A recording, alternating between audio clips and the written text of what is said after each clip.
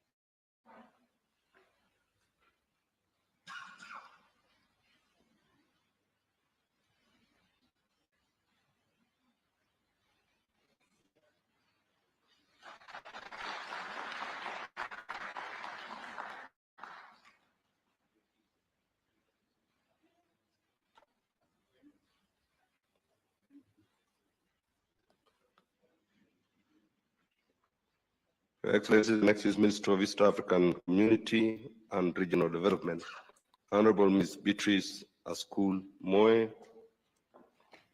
Mr. Abdi Dubat Vido, and Mr. Arsama Kelo, in the presence of Honorable Peter Dr. Kabong, who is around.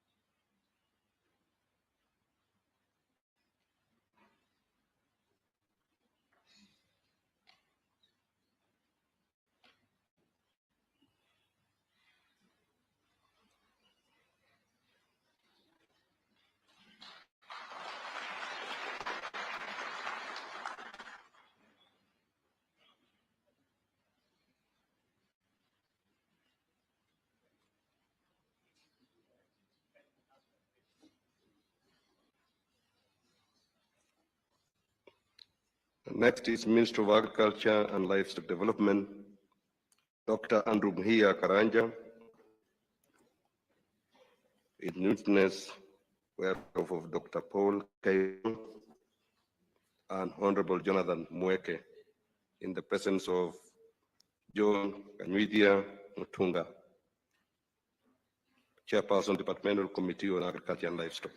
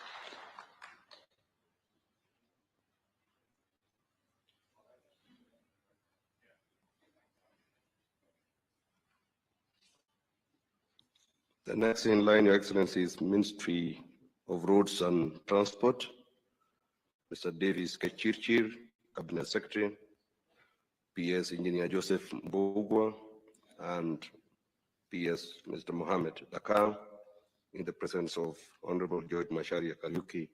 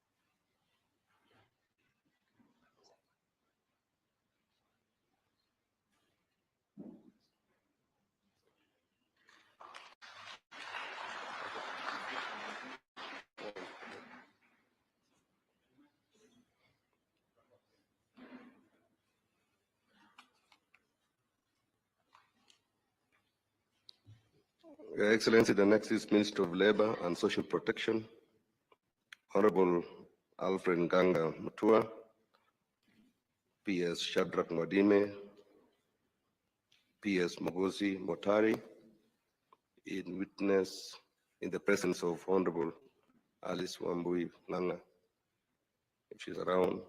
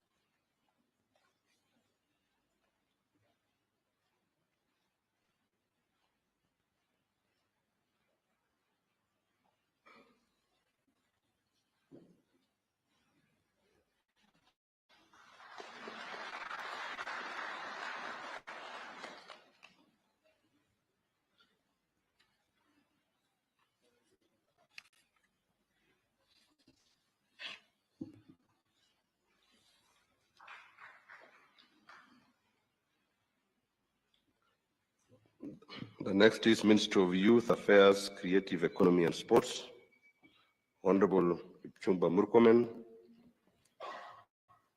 accompanied by Ismail Mahali Madei, Engineer Peter K. Tum, in the presence of Daniel Wanyama Sitati, Chairperson, Departmental Committee on Sports and Agriculture, and Culture. Sorry.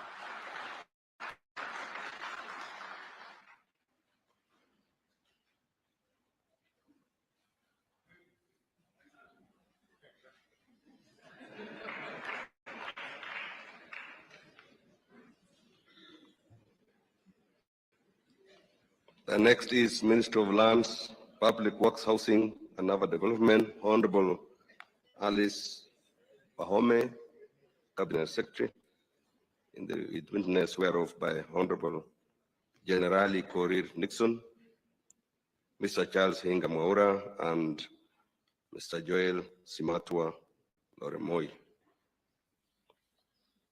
in the presence of Honorable Joash Nyamache Nyamoko and Honorable Johanna Ngeno Kibiegon.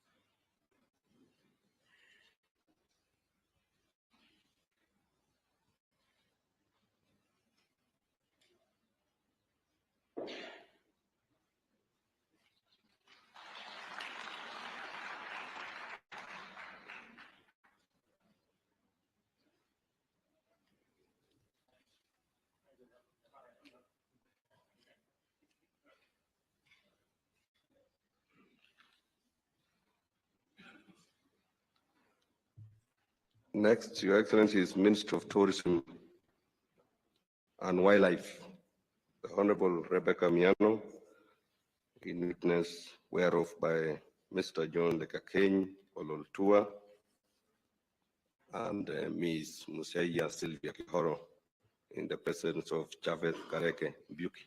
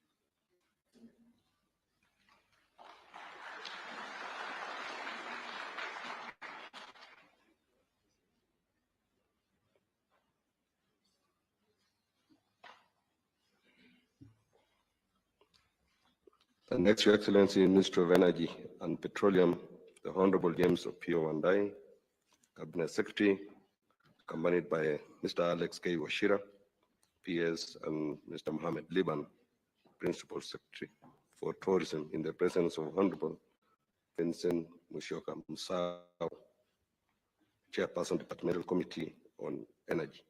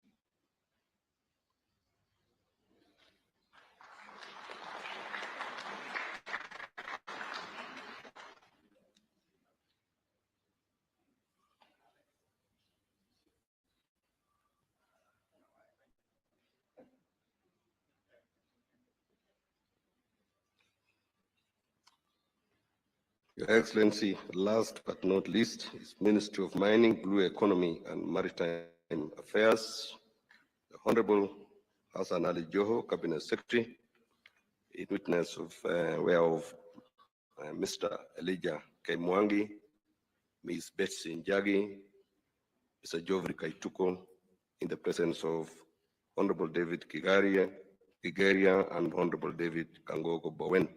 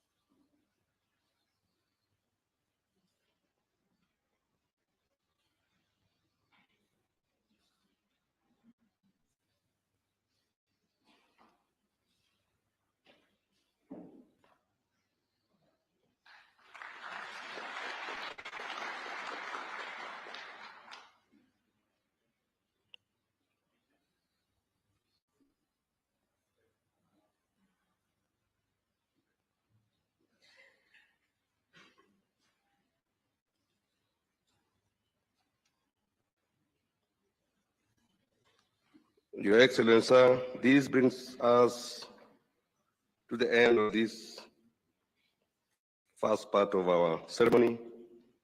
Your Excellency, you may kindly take your seat at the designated presidential dais.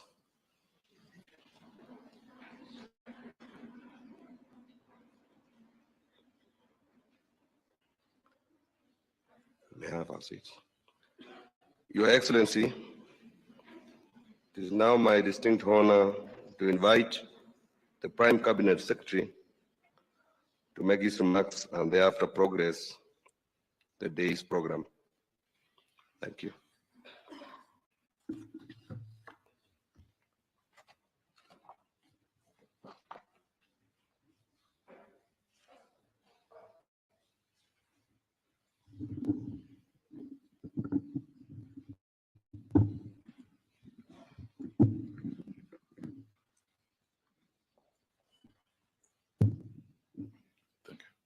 Your Excellency, the President of the Republic of Kenya, Honorable William Samoei Ruto, Your Excellency, the Deputy President, Professor Kindiki Kithure, Cabinet colleagues, members of Parliament, members of the Diplomatic Corps present, CEOs, PSS, and all public officers. Good morning. Your Excellency, mine will be very brief. We have appended our signatures to the performance contracts, and it is our duty to make sure that we honor what we have signed up to. Your Excellency, I can only emphasize that it will be important that as we execute our mandates, we exercise extreme humility. We also exercise integrity. And we also acknowledge that the focus must be on performance and delivery as you have assigned us in our various portfolios. Your Excellency, it is important that Parliament has also been here. They oversight us, and I think the message that we get from their presence also is that they are likely to be more vicious in their oversight assignments as they look at all the various dockets and what is expected of us. With these few remarks, it is my singular honor, Your Excellency, to now welcome the Deputy President, Professor Kindiki Kithure, to make some remarks and thereafter invite you to address us. Thank you.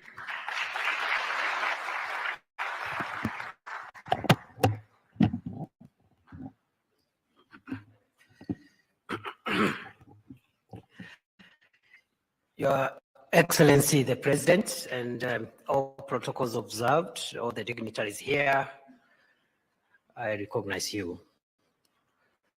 Your Excellency, our Constitution creates a very elaborate yet crucial mechanism for accountability of all people who are delegated with the authority to act on behalf of the people of Kenya, in whose hands the sovereignty of this country rests. That accountability, Your Excellency, sir, ladies and gentlemen, is at different levels. First,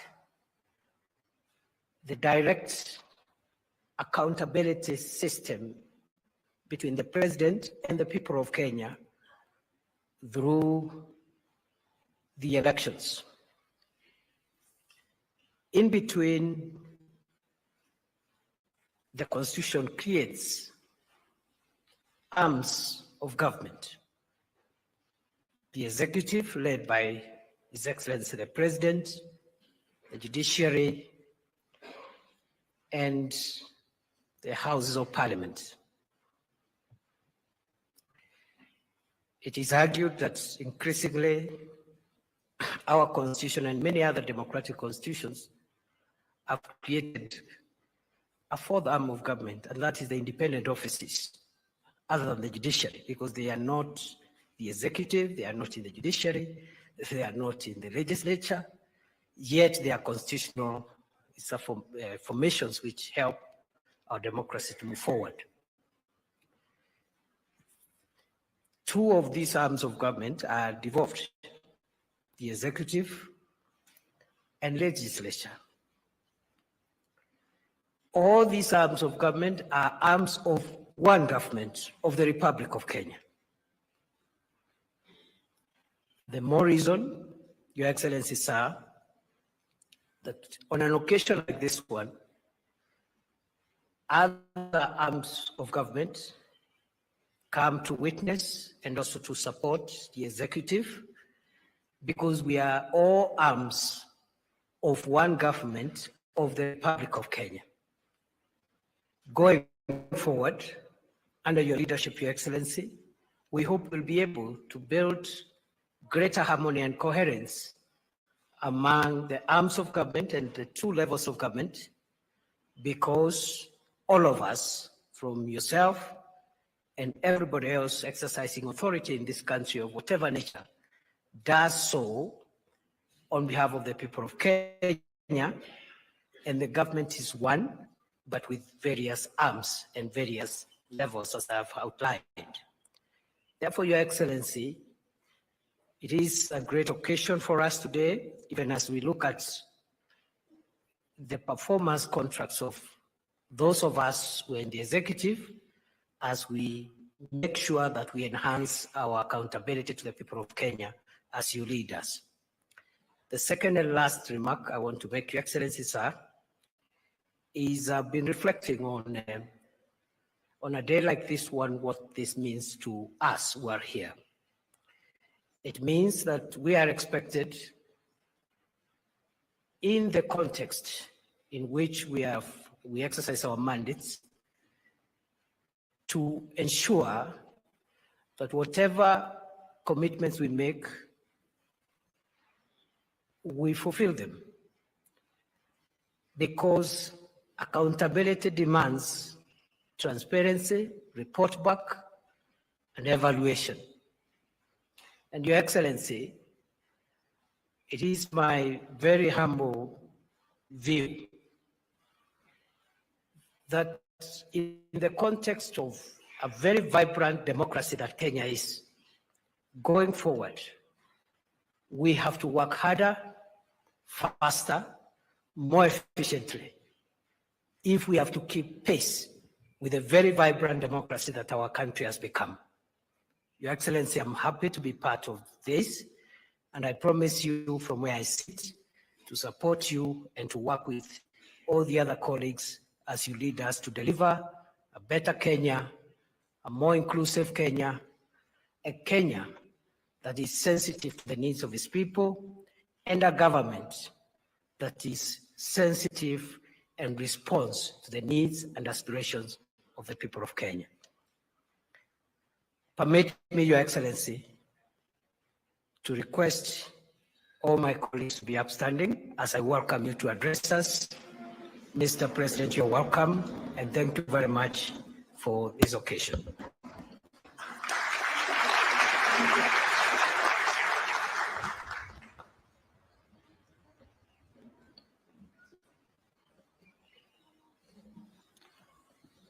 Thank you very much, Mr. Deputy President. Let's take our seats.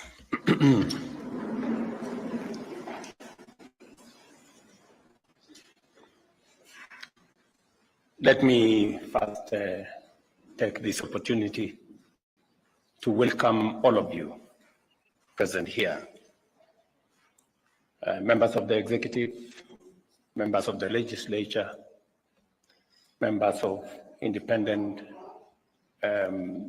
commissions, our members of the diplomatic corps, and friends. This function is not just a part of the traditions and practices of our public service sector. It has its foundations in the Constitution, which, besides national values and principles of governance, has entire chapters devoted to the public service as well as leadership and integrity. These provisions, alongside other laws enacted under them, when seeking and receiving public services, define the expectations and entitlement of citizens. For us, they also set the standard we must uphold at all times in our performance, individually and also collectively. It is important for us to understand that in entering the public service, we are under an explicit and implied binding contract with the people of Kenya to perform the tasks and duties entrusted to us and manage resources under our stewardship to a specific minimum standard set both by the law and by the Constitution. It is therefore always a good strategy to establish the document and clear terms and conditions to which we and the citizens of Kenya can make reference in evaluating whether we are doing our jobs as is required of us and providing meaningful value to the people of Kenya. In electing their government, the people express specific expectations and entrust us to deliver fully and also to deliver on time.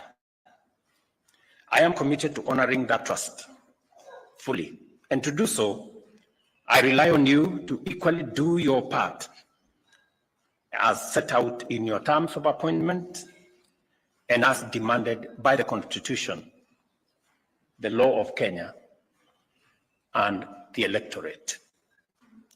Our performance contract with citizens was formalized upon the inauguration of this administration in our commitment under the bottom-up economic transformation agenda for Kenya.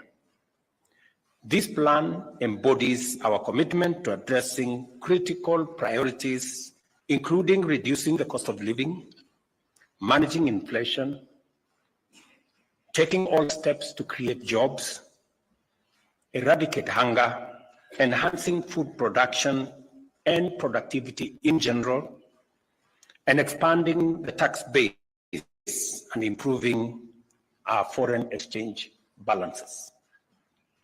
We also pledged to enhance governance, democracy, and the rule of law, protect rights and freedoms, uphold our national sovereignty, and achieve inclusive economic growth. These are the benchmarks by which Kenyans will assess our success. As we sign the second generation ministerial performance contract for the year 2024-25, let us reflect on our commitments, the ones we made, the weight of the responsibility that we have on our shoulders. These performance contracts are not mere bureaucratic rituals or ceremonial formalities. They represent firm and solemn commitments to implement the inclusive and transformative goals of our plan. I must emphasize, and I encourage you to internalize the strategic pillars of this agenda and their interconnectedness. These pillars demand greater efficiency in current programs and projects and a bold redefinition of our service delivery paradigm.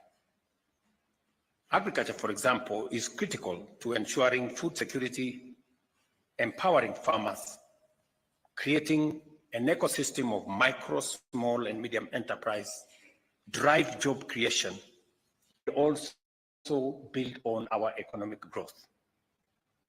Affordable housing, on the other hand, enhances dignity and stimulates not just the construction sector, but the whole manufacturing ecosystem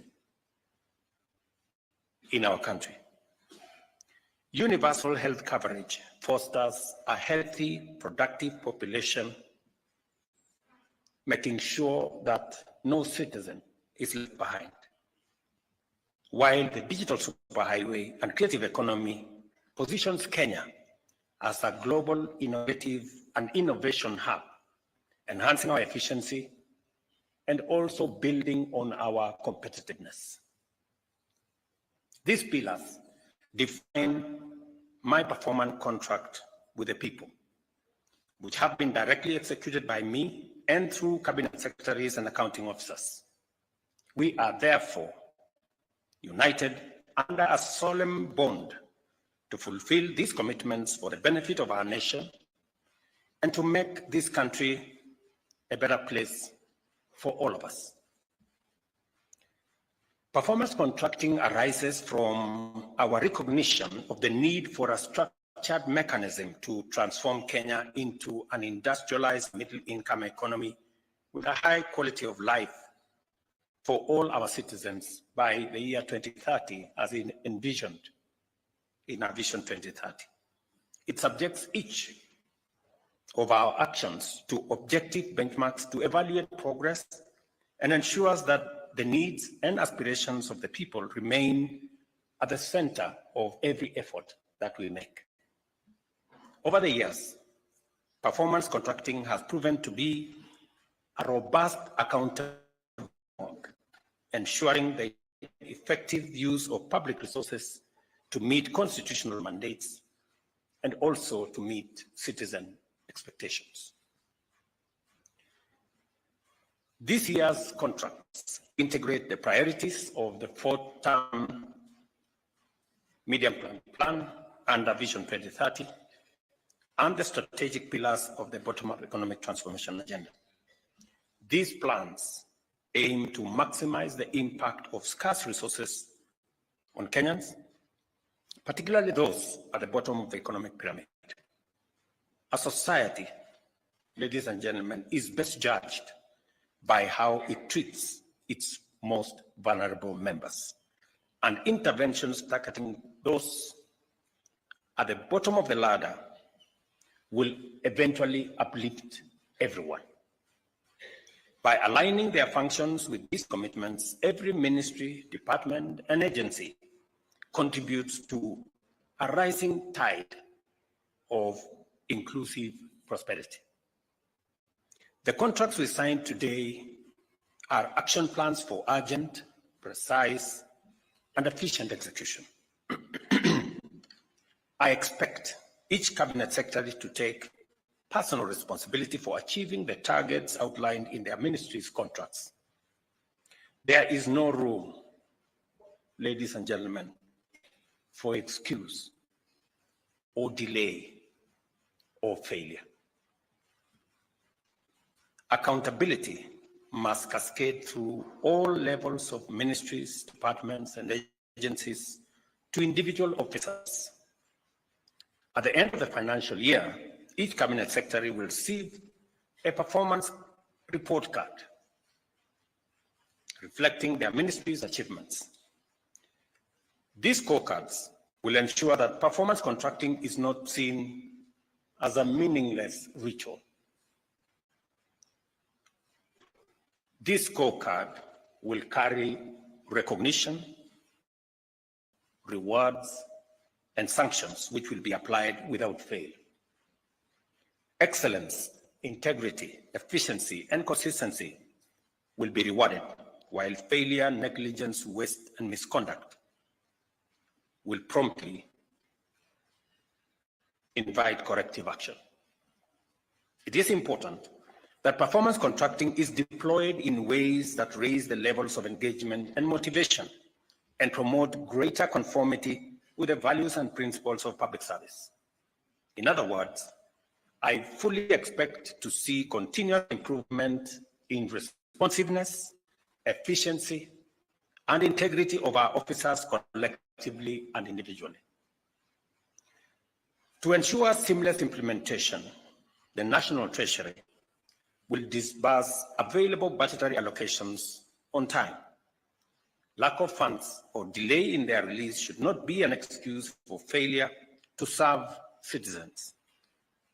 Consequently, our planning, budgeting, and execution functions must operate in closer harmony to achieve this goal. After more than a decade,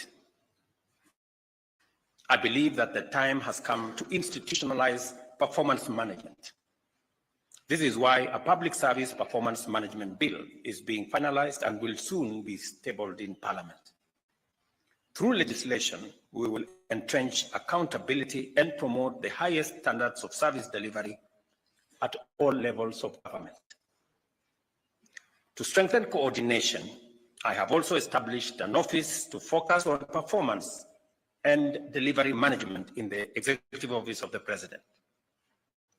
Through this office, all MDS will be facilitated to quickly address performance deficiencies and oversee the timely implementation of corrective measures.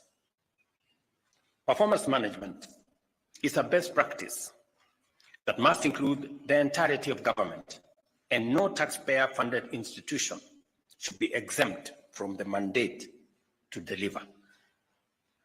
I commend constitutional commissions, county governments, and institutions that have embraced performance contracting, and urge those that are yet to adopt this framework to do so in the spirit of accountability and conformity with the values and principles of public service.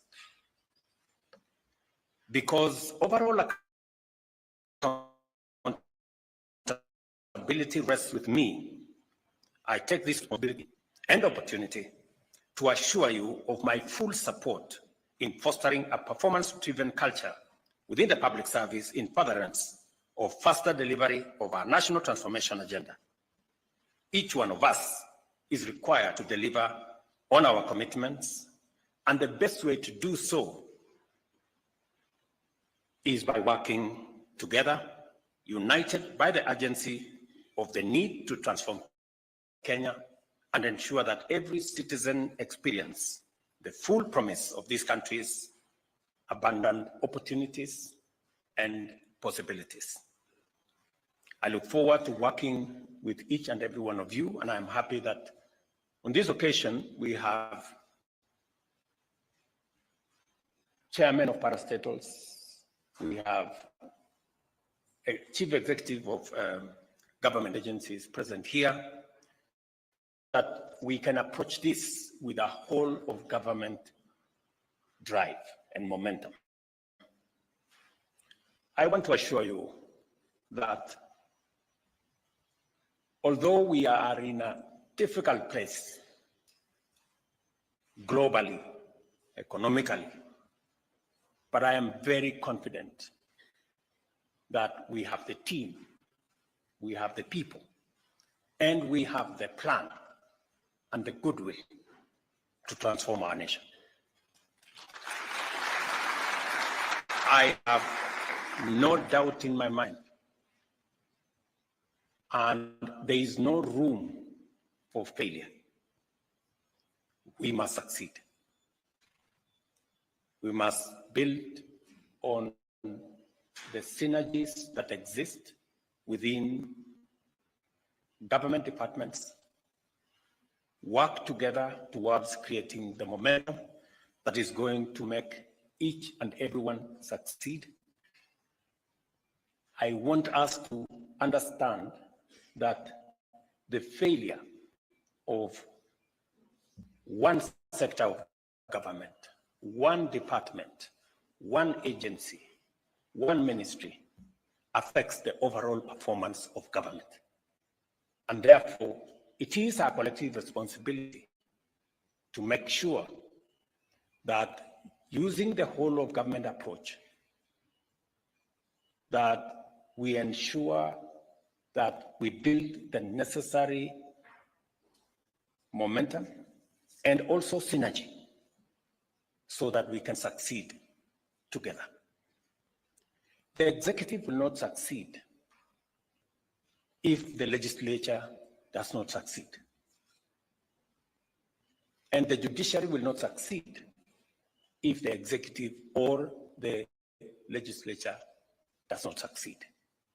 The success of Kenya is going to be the success of every arm of government and every department of government and every agency of government. And that is how we are going to succeed. I want to assure us, as the people of Kenya, that we are in a very pivotal moment. We have taken on a transformative pathway.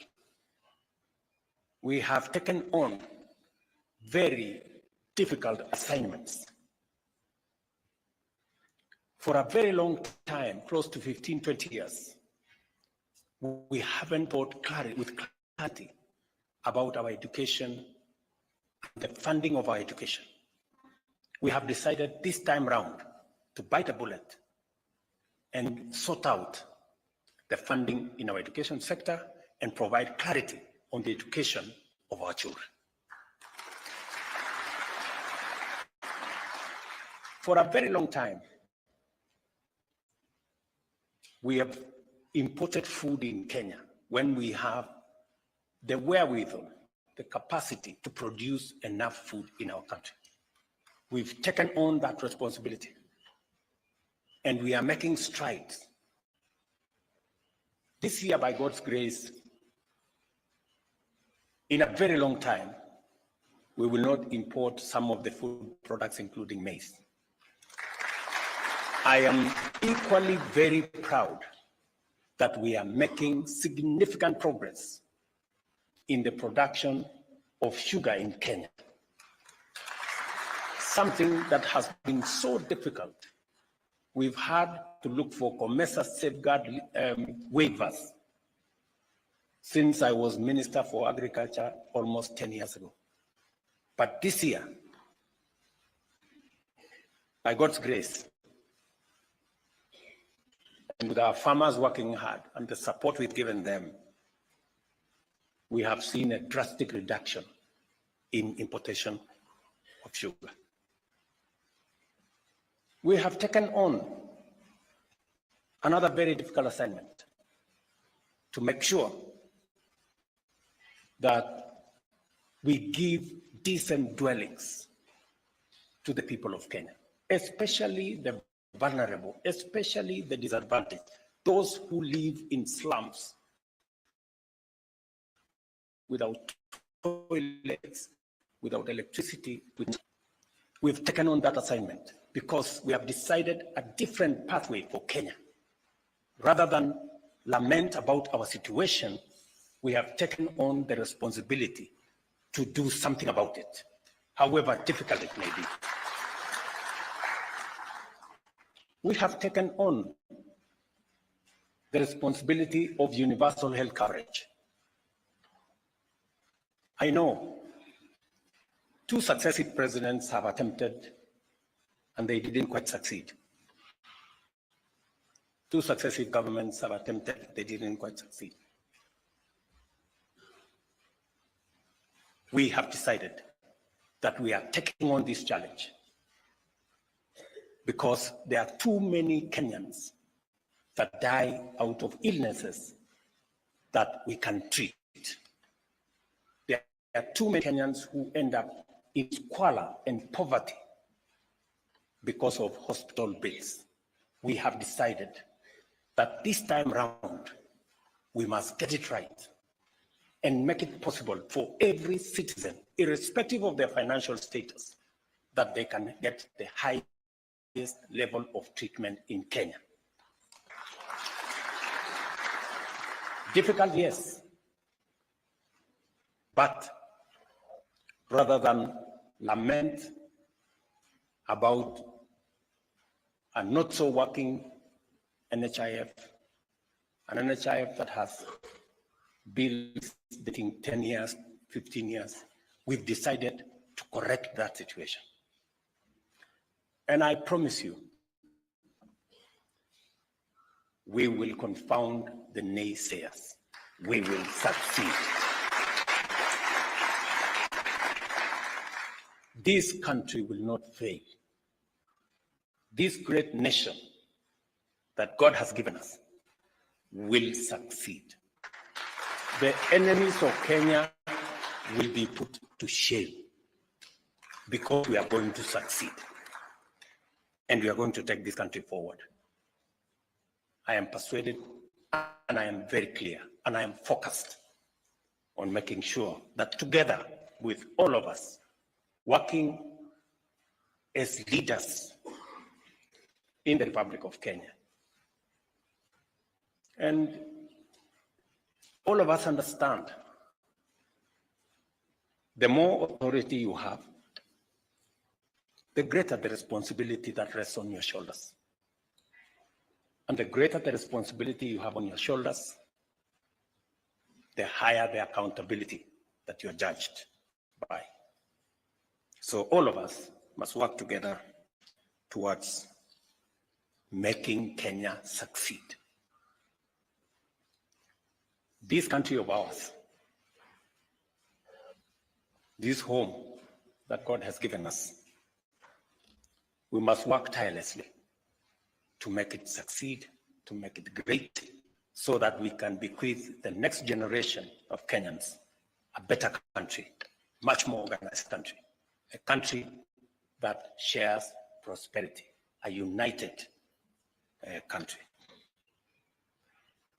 So, ladies and gentlemen, I'm asking of all of you, the people who've served in different capacities, the people who have the privilege and honor to occupy whatever office in the service of the people of Kenya, that we join hands, we work together, and we focus on making this nation great.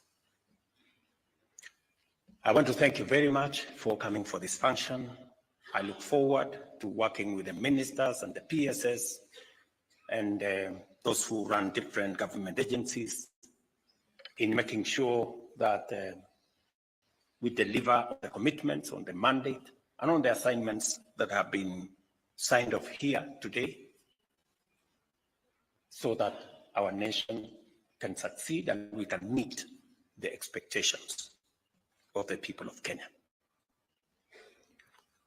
We will make the other steps as we go. I'm sure every ministry is going to look at the individual departments and also agencies in the different ministries to make sure that they become part of this whole of government approach in the delivery of our assignment given to us by the people of Kenya. Thank you very much. God bless you all, and God bless our great country, Kenya. Asanteni sana. Another round of applause for His Excellency. Thank you, Your Excellency. We'll request that you remain on stage as we wind up with the national anthem. If there's anybody who is seated, please let's get starting as we finish with the national anthem. The national anthem.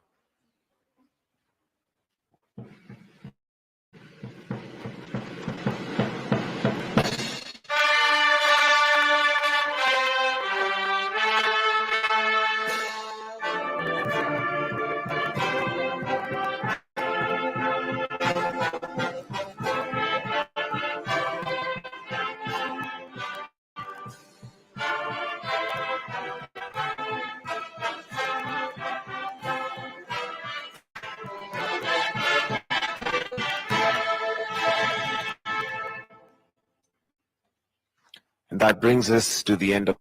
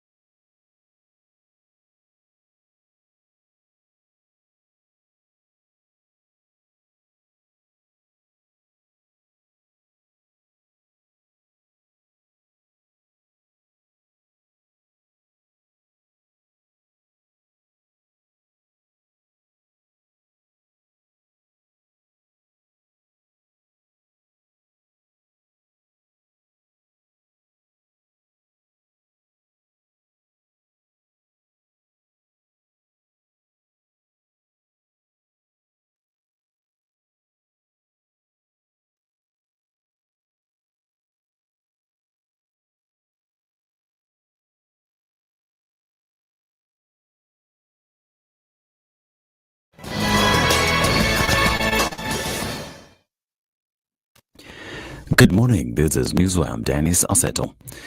The Kenya Catholic Bishops' Conference has rejected a 5.6 million shillings donation from President William Ruto and Nairobi Governor Johnson Sakaja during their visit to the Soweto Catholic Church last Sunday.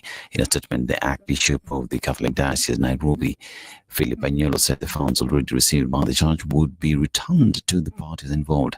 Bishop Anyolo said politicians are welcome to attend church services, although they are encouraged to do so as ordinary believers without using their political funds and positions to show off any grandeur. The bishop stressed the importance of religion and maintaining the dignity of places of worship without allowing them to be used for political purposes, a statement that is in line with the statement issued by the Anglican bishops in the country. They should go slow on their attack on the Catholic bishops and the church leaders whenever we speak against corruption in this country. We are soon going to call for a national prayer to call all corrupt people into account, and for those who fail, we will courageously declare a curse upon them.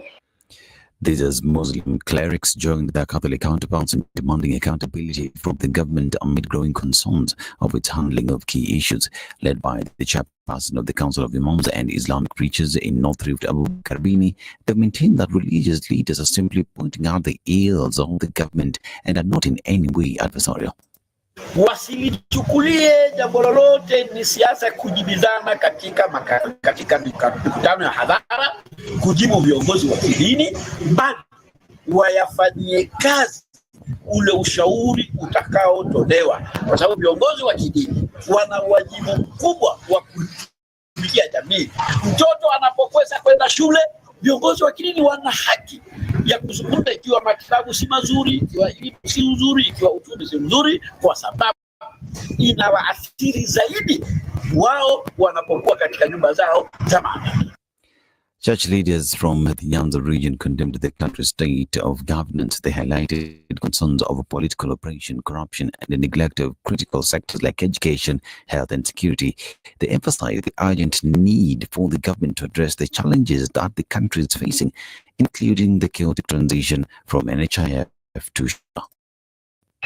We want to assert here that the new creation like SHA will never solve the problems that NHIF could not if systemic issues, management, and corruption are not addressed. The scope of coverage of SHA medical benefits must also be commensurate with the member subscription, and anything less must be rejected.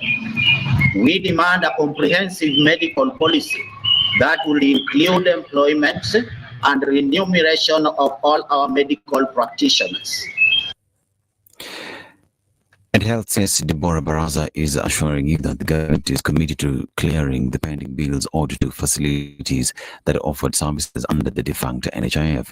Baraza noted that the government has paid 5 billion shillings of the 19 billion shillings outstanding bill.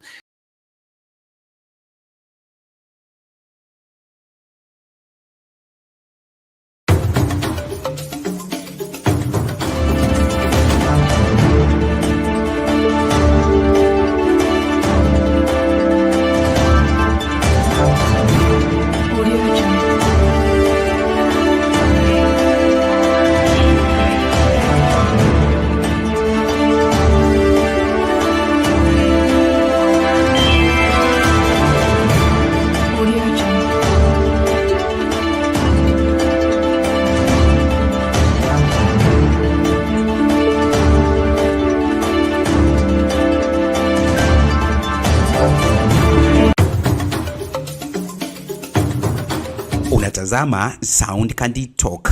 Toa sauti yako usikike.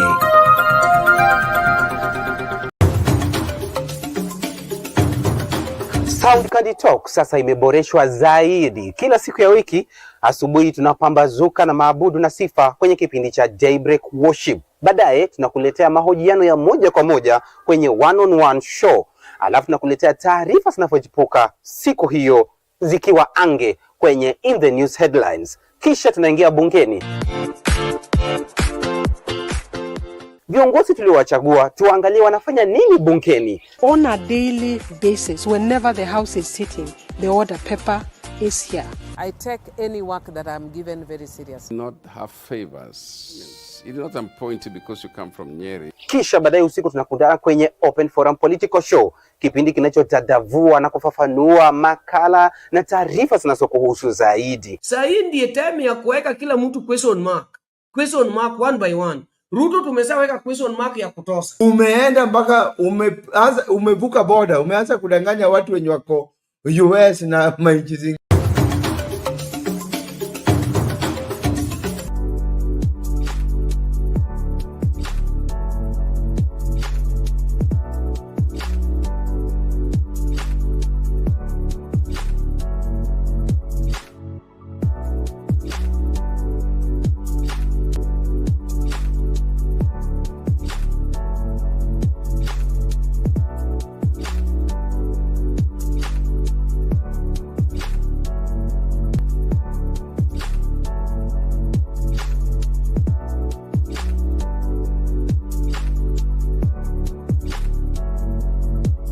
Watch, share, like, subscribe.